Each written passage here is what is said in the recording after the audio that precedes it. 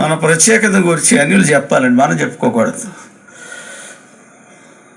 నేను చాలా ప్రత్యేకంగా ఉన్నానని మనం చెప్పుకుంటే సొంత బోర్ అవుతుంది. మన గురించి ఎవరు చెప్పాలా? శత్రువు చెప్పాలా. ఇది మన గురించి మనమే, మన సన్నిహితులే మన మీద బురద వేయటానికి రెడీ అవుతున్నారు. కాబట్టి శత్రువు దగ్గర నుంచి మనకు క్లియర్ రిపోర్ట్ వస్తుంది.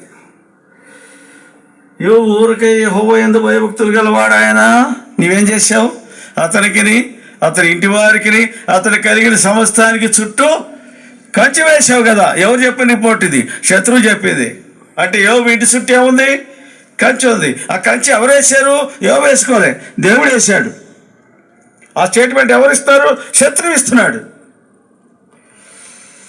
ప్రేమైన వాళ్ళారా, మన గురించి, మన నిబద్ధతను గురించి శత్రువు చెప్పాలి. ఇక్కడ దేవుడు ఏమంటున్నాడు? 3వ నాటికి సిద్ధంగా ఉండండి. ఏముందో చూడండి. 3వ నాడు యెహోవా